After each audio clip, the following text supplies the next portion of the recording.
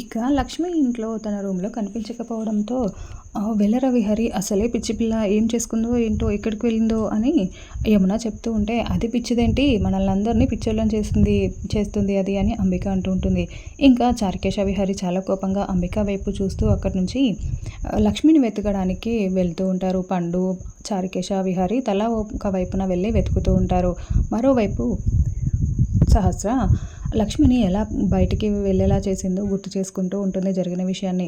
ఇంకా తను పోలీస్ స్టేషన్‌లో భుజంగం కోసం ఫోటోని చూసే టైంలో ఫోన్ చేసి ఒక లొకేషన్ పెడతాను అక్కడికి రా అని అజ్ఞాత వ్యక్తిలాగా ఫోన్ చేసి ఉంటుంది సహస్ర. ఇంకా అలా లక్ష్మి ఆ అడ్రస్ వెతుక్కుంటూ అక్కడికి వెళ్తుంది. అక్కడికి వెళ్ళగానే మళ్ళీ ఫోన్ చేసి నువ్వు అక్కడ నీకు కనిపిస్తున్న ఇంటి లోపలికి వెళ్ళు అని లక్ష్మికి చెప్తూ ఉంటే, అసలు ఎవరు మీరు? నేను ఎందుకు ఆ ఇంట్లోకి వెళ్ళాలి అని లక్ష్మి అడుగుతూ ఉంటుంది. నువ్వు గనక ఇప్పుడు ఆ ఇంట్లోకి వెళ్ళకపోతే నీకు ఇష్టమైన వాళ్ళు సమస్యల్లో పడతారు అని చెప్తూ ఉంటే, అసలు ఎవరండి మీరు అని అంటూ ఉంటే ఇంకా లక్ష్మి సహస్ర ఫోన్ కట్ చేస్తుంది. ఇంకా లక్ష్మి చేసేదేం లేక ఆ ఇంటి లోపలికి వెళ్తుంది. అక్కడ లక్ష్మీ విహారీ క్లోజ్గా ఉన్న ఫొటోస్ అన్నీ కూడా గోడకి తగిలించి అలా ఉంటాయి. ఆ ఫొటోస్ అన్నీ చూసి లక్ష్మి చాలా షాకింగ్గా, అసలు ఎవరు మీరు? ఎవరు ఇదంతా చేస్తున్నారు? ఈ ఫోటోలు ఏంటి? ఇక్కడ ఏం చేయాలనుకుంటున్నారు మీరు అని గట్టిగా అరుస్తూ ఉంటుంది. ఇంకా అక్కడ నుంచి ఎవరు మాట్లాడకపోయేసరికి, పిరికి వాళ్ళలా ఉన్నారు మీరు. మీరు ఖచ్చితంగా పిరికి వాళ్ళే. లేదంటే ఇలా ఎందుకు చేస్తారు? చాటుగా ఏదో చేస్తున్నారు. దమ్ముంటే ముందుకు రండి, ముందుకొచ్చి నాతో మాట్లాడండి అని లక్ష్మి అంటూ ఉంటుంది. ఇంకా అప్పుడే సహస్ర చాటుగా ఉండి మాట్లాడుతుంది కాస్త బయటికి వస్తుంది. సహస్రమ్మ మీరా అని లక్ష్మి చాలా షాకింగ్గా అడుగుతూ ఉంటే, నేనే. నువ్వు మా బావ గుడి వెనక నా స్వామి అన్నట్టు సరసాలు ఆడుకుంటూ ఉంటే నేను చూస్తూ ఊరుకుంటాను అనుకున్నారా? నా మెడలో తాళి కట్టి నాకు కడుపు చేసి నీతో తిరుగుతున్నాడు. నన్ను కనీసం ఎలా ఉన్నావని కూడా అడగడు. నిన్ను మాత్రం ఏదైనా అయిందంటే అందరినీ ఎదిరిస్తాడు, నీకోసం ఏదైనా చేస్తాడు. నేను చూస్తూ ఊరుకుంటానని ఎలా అనుకున్నావు నువ్వు అని సహస్ర గట్టిగా నిలదీస్తుంటే, సహస్రమ్మ అది కాదమ్మా, మీరు తప్పుగా అర్థం చేసుకుంటున్నారు. మీ మధ్యలోకి నేనెందుకు వస్తానమ్మా అని లక్ష్మి అంటూ ఉంటే, నువ్వు మా మధ్యలోకి వచ్చావు లక్ష్మి. నీ వల్లే నేను ఇన్ని సమస్యలు ఎదుర్కొంటున్నాను. లేదంటే నా బావ నాతో సంతోషంగా ఉండేవాడు.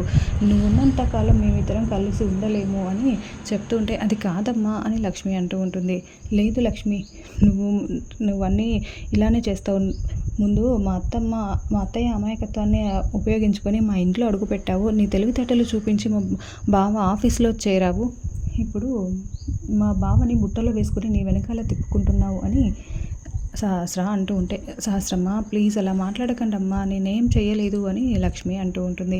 లేదు, నువ్వు గనక ఇంట్లో నుంచి వెళ్ళకపోయావా నేను బావ మీద కేసు పెడతాను.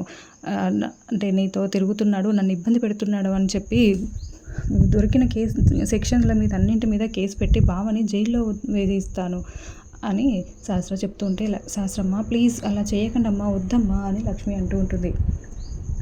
నువ్వు ఇంట్లో నుంచి మమ్మల్ని వదిలిపెట్టి శాశ్వతంగా వెళ్ళిపోవాలి అని చెప్తూ ఉంటే, అది కాదమ్మా అని లక్ష్మి అంటూ ఉంటే, వెళ్తావా లేదా అని సహస్ర గట్టిగా నిలదీస్తుంటుంది. సరేనమ్మా, నేను ఎవరికి కనిపించకుండా ఇంట్లో నుంచి వెళ్ళిపోతాను అని లక్ష్మి అనడంతో సహస్ర పక్కకు వెళ్ళి కొన్ని పేపర్స్ తీసుకుని వచ్చి, ఇదిగో ఈ అగ్రిమెంట్ మీద సైన్ చేసి వెళ్ళు అని అంటూ ఉంటే, ఎందుకమ్మా నా మాట మీద మీకు నమ్మకం లేదా అంటే, లేదు నువ్వు వెళ్ళినట్టే వెళ్ళి మళ్ళీ తిరిగి వస్తావు, అందుకే ఈ పేపర్లో అన్నీ రాశాను. నువ్వు తిరిగి వస్తే ఏం జరుగుతుందో అవన్నీ కూడా రాసి ఉంచాను, అదంతా మొత్తం చదివి సైన్ చెయ్యి అని చెప్పడంతో లక్ష్మి చదువుతూ ఉంటుంది.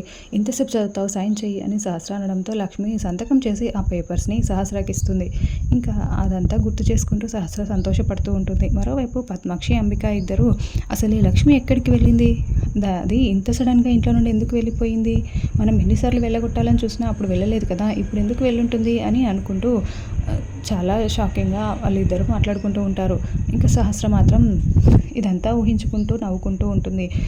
సడన్గా పద్మాక్షి సహస్ర వైపు చూసి, ఇంకా ఏంటే మేమేమో ఆ లక్ష్మి ఎక్కడికి వెళ్ళిందా అని జుట్టు పిక్కుంటూ ఉంటే నువ్వేమో హ్యాపీగా నవ్వుకుంటూ ఉన్నావు, అసలు ఏంటి ఇదంతా అని పద్మాక్షి అడుగుతూ ఉంటే, ఆ లక్ష్మిని ఇంట్లో నుండి వెళ్ళగొట్టింది నేనేనమ్మా అని చెప్పడంతో, ఏంటి అమ్మ కూర్చులాగా ప్రతి దాన్ని నన్ను అడిగి చేసేదానివి, నువ్వు ఇంత పెద్ద నిర్ణయం తీసుకున్నావా? ఏం చేసినా మంచే చేసావు లేవే, మంచి పని చేసావు, ఏం చేసావే ఇంతకీ అని అడుగుతూ ఉంటే, ఏదైతే ఏముందమ్మా అదైతే ఇంట్లో నుండి వెళ్ళిపోయింది, ఐఎమ్ హ్యాపీ అని సహస్ర అంటూ ఉంటే, మంచి పని చేసావు సహస్ర, నేను ఎప్పటి నుండో చెప్తున్నాను, అది మీ ఇద్దరిని విడదీయడానికే చూస్తుంది, మీ కాపురాన్ని చిచ్చు పెడుతుంది, దాన్ని వెళ్ళగొట్టు అని అంటూ ఉన్నాను, ఇప్పటికీ అది సాధించావు సహస్ర, మంచి పని చేసావు అని అంబిక అంటూ ఉంటుంది.